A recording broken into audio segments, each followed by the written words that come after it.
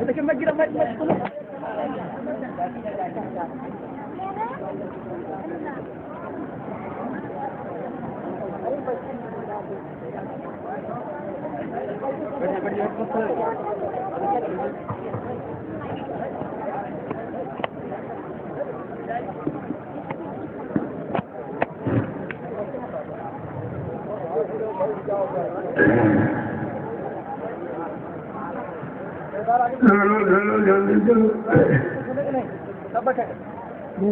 समय हो गया।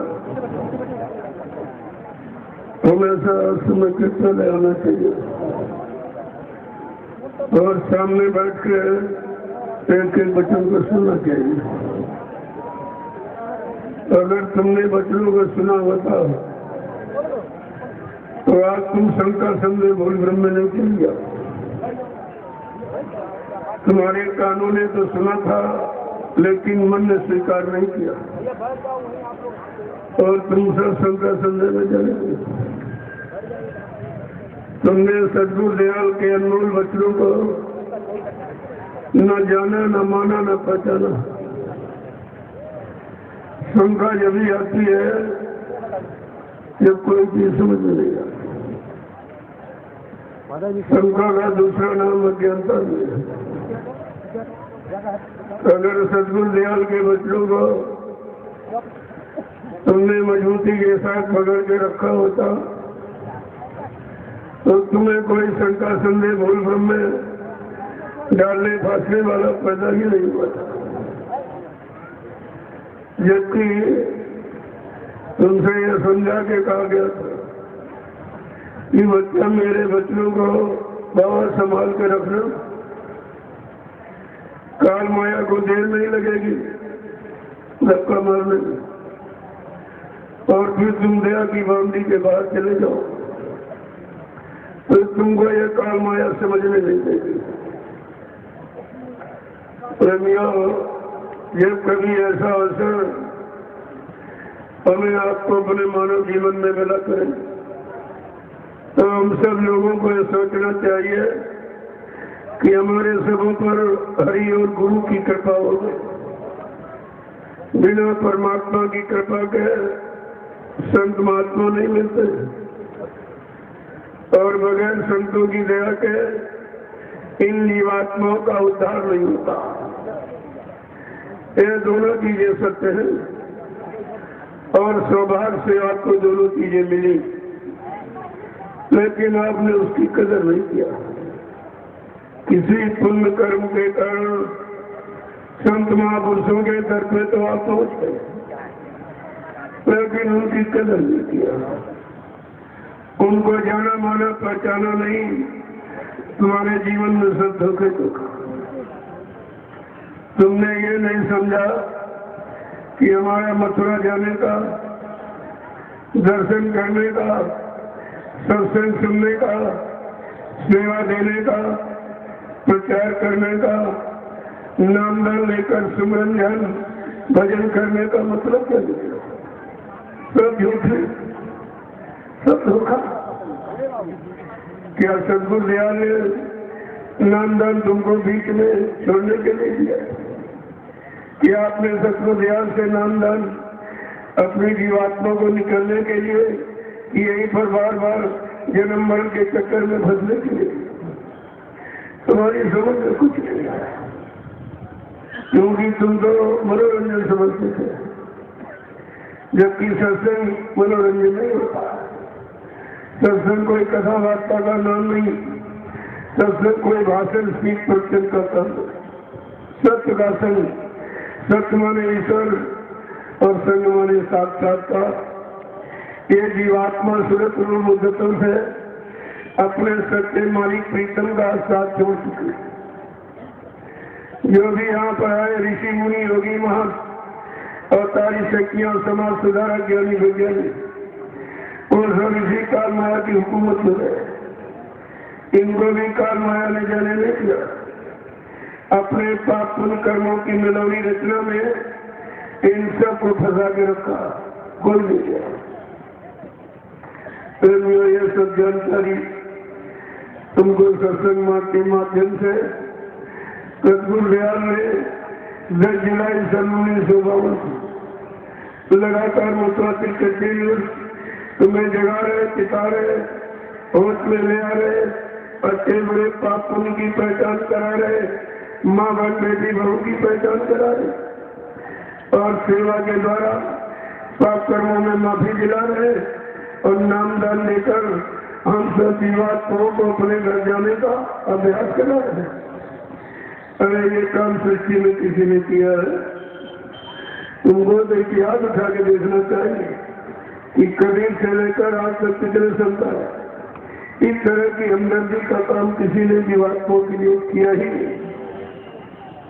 जिस महापुरुष ने हिंदुस्तान का कोई प्रांत, कोई जिला, कोई तहसील, ब्लॉक, शहर, कस्बा, गली, गांव कुछ छोड़ा नहीं, जहाँ पर अपने परिवर्तन की आवाज को न पहुंचाया, युग निर्माण की योजना को न बताया, लेकिन तुम्हारी समझ में कुछ नहीं आया। ये मतलब क्या निकला? तुम संतवत की मतलब नहीं समझते। संतवत ही यानी सच्चा मतलब। जीवात्मा आई अब कैसे जाए, इस मत विचार रास्ते को जो जानता उसी को समझना, उसी को समझते। संत कोई दाढ़ी बाल का नाम नहीं है, कोई लाल पीले कपड़े पहनने वाले का नाम नहीं, कोई जमीन जायदाद घेरने वाले का नाम नहीं, और कोई जात बिरादरी का नाम संत नहीं होता। तुमको यह सब पहचान सदगुरु ने दयाल ने सत्संग के माध्यम से कितनी दी, लेकिन कहा था बच्चा बड़ी होशियारी के साथ रहना। ये काल माया का देश है, इसने किसी को बख्शा नहीं और न किसी को अपने घेरे से निकलने दिया। जब ऋषि मुनि योगी महर्ष ये नहीं निकल पाए तो कलयुग के इस साधारण जी के वर्ष की क्या बात है? ये तो कभी जा ही नहीं सकता। अगर सदगुरु दयाल ने ये कृपा दया न की होती एक सबसे बड़ी पहचान प्रभु दयाल की दया का कि उन्होंने कलयुग में जीव के मनसा पाप को दोष नहीं माना। कहा अगर मन से कोई पाप करोगे तुम्हारे पर दोष नहीं लगेगा, और मन से अगर सच्चा सोच लोगे किसी के भले के बारे में तो लाभ मिल जाएगा। यानी इसका मतलब हम कितने खराब हम लोग कि हम मन से किसी का भला सोच भी नहीं सकते। करना कराना तो है दूसरा, सोच नहीं सकते। इतनी गंदगी में फंसा जीव ये बेचारे कैसे निकल सकता। तो सर्वप्रथम प्रभु दयाल ने क्या किया कि मनसा पाप से तुमको मुक्त कर। ये काम किसी का शक्ति में नहीं रहा। संत गोस्वामी जी महाराज ने राम तेज मानस में लिख के बताया कि कलयुग के पुनीत प्रतापा और मानस में होए नहीं पापा। एक विशेष दया है कि कलयुग के जीव पर मनसा पाप नहीं लगेगा। अगर ये पुण्य अच्छा काम सोच लेगा तो उसको लाभ मिल जाएगा। ये इतनी बड़ी दया किसी ने की है या कोई कर रहा भविष्य में कर सकता। तुम इसी बात को नहीं समझ पाए। अगर इस सारे को समझ लेते जो पिछले संतों ने सब इसी परम संत शक्ति के लिए इशारा किया। गोस्वामी जी महाराज ने क्या कहा, जब कलयुग आएगा और एक भयावह स्थिति हो जाएगी, यानी बहुत खराब कलयुग, तब उस समय ये जो उन्होंने क्या लिखा है, जब इंसान गुरु को भूल जाएगा, संतों को भूल जाएगा, सदगुरुओं को भूल जाएगा, तब परम संत सच्चा सतलोक निवासी मालिक रूह पर रहम करने के लिए इस विस्मृत लोक मंडल पर आया। यानी मालिक खुद आया हुआ, उसको किसी से सलाह मशवरा लेने की जरूरत है। और तुम समझ क्यों नहीं पाए कि संत भेजे जाते तब आते हैं, लेकिन परम संत अपनी इच्छा से आता है। इतना बड़ा काम, क्योंकि जब मालिक खुद आया तभी उसने विश्व परिवर्तन की आवाज बनाई। तुम यहाँ तो तुम्हारे अंदर शराब की आदत बन जाए तुम नहीं छोड़ सकते, कोई गंदी आदत बन जाए आप नहीं छोड़ सकते। लेकिन सच्चे मालिक ने क्या कहा, विश्व का बच्चा कलयुग को भगाऊंगा, सतयुग को लाऊंगा, सबको नया सुरक्षा रोजी रोटी की व्यवस्था बना के दूंगा, सबको शाकाहारी बनाऊंगा, सबकी जीवात्मा को जगाऊंगा, परमात्मा से मिलाऊंगा और अपने नाम जहाज पर बैठा कर इन जीवात्माओं को इनके घर पहुंचाऊंगा। ये छोटी मोटी चीज है। अरे किसी ने ऐसी आवाज सृष्टि में लगाई है, फिर भी तुम नहीं समझ पाए कि हमारा समर्थ गुरु कितना महान, कितना बड़ा सर्वशक्तिमान है, जो हम सब जीवात्माओं के लिए अनोखी हमदर्दी जता रहा है। तो आपकी सुनने में कुछ नहीं।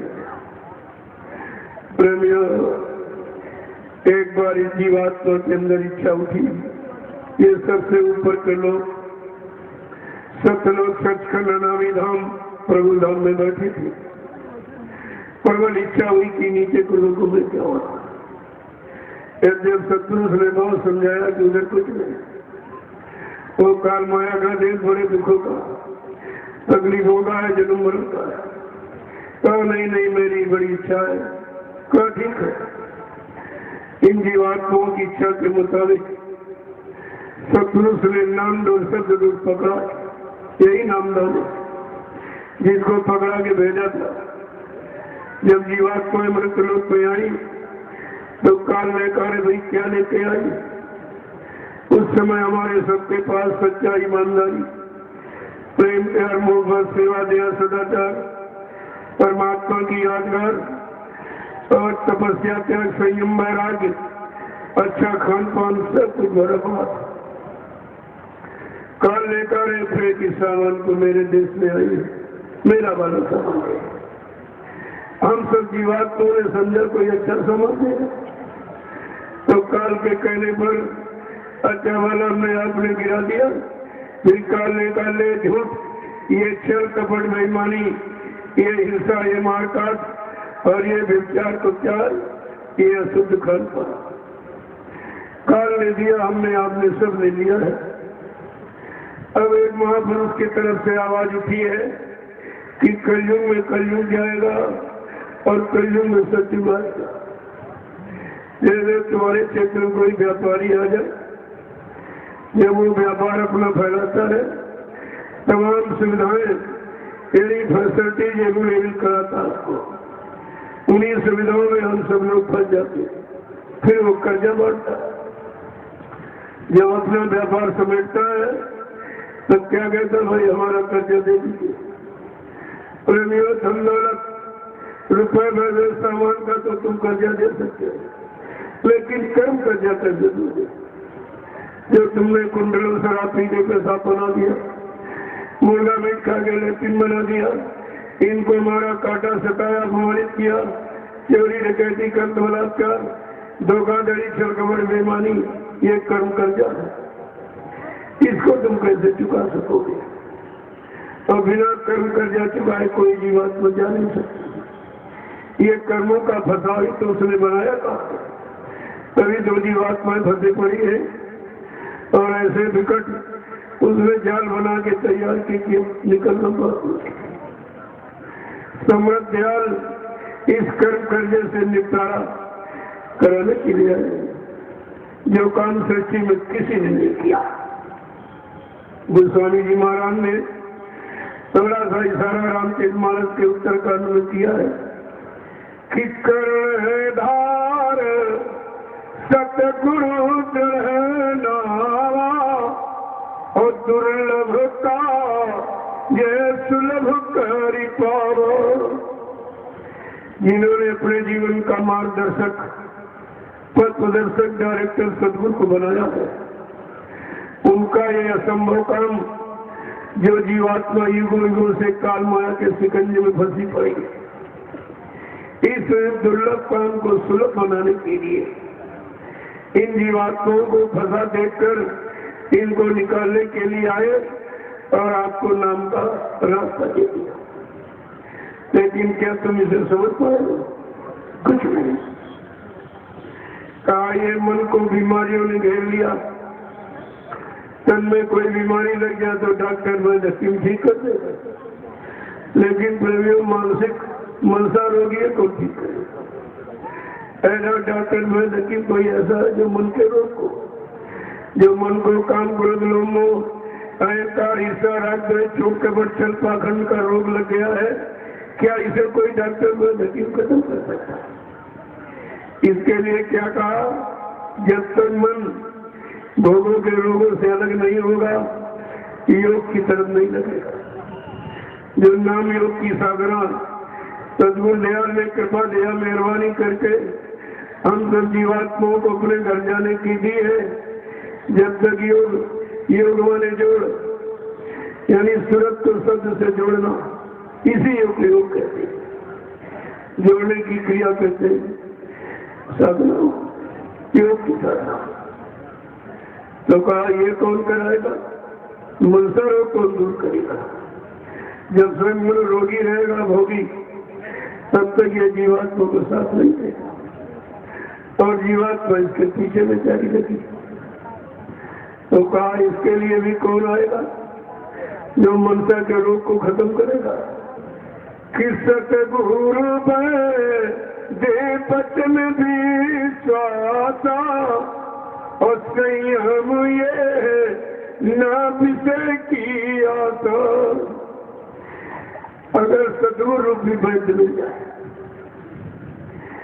और उनके बच्चों पर विश्वास कर लो और परहेज क्या कि विषय वासनों की आस न रखो, तो ये मन विकारों से हट सकता है। अंततः इसने बड़े बड़े ऋषि मुनियों को धराशायी किया। आपने सिंह जिसका नाम सुना हो, जिन्होंने 60,000 वर्ष तपस्या किया। जब जिस राज्य में तपस्या कर रहे थे जंगल में, जब उस राज्य के राजा ने सुना कि मेरे राज्य में एक ऐसा तपस्वी है, तो तो उनको बड़ी खुशी हुई। उन्होंने उनको आमंत्रण निमंत्रित किया, लेकिन निमंत्रण सुन करके सिंह ऋषि जी नाराज हो गए। उन्होंने कहा, अरे दुष्ट, तेरे राज में मैं आके क्या अपनी तपस्या को खराब करूंगा। राजा को बड़ा कष्ट हुआ कि हमारी श्रद्धा को इन्होंने समझा नहीं, हमारी श्रद्धा आस्था प्रेम पर इन्होंने ठोकर मारी, नाराज हो गया होंगी। उसने अपने देश में मुनादी करा दी राज्य में कि सिंह ऋषि को जो पकड़ कर ले आएगा उसको आधा रात तोड़ दे दूंगा। सब जगह मुनादी करा दी दुखी, सब खबर फैल गई। बड़े बड़े ऋषि मुनि और थे जो विद्वान थे, मतलब जब ये सुनते कि 7,000 वर्ष तपस्या की, सब पीछे हट जाते थे। किसी की हिम्मत नहीं बढ़ती थी। लेकिन प्रेमियों बेस्या एक तैयार हो गई। स्त्री की कमजोरी पुरुष, पुरुष कमजोरी स्त्री जानती है। वो तैयार हो गई, कहा मैं उनको ले आऊंगा। राजा ने कहा हमको इससे मतलब नहीं है, जो ले आएगा उसको आधा रात काट देगा। तो पता लगाने जंगल में गई कि तपस्या कर सकते।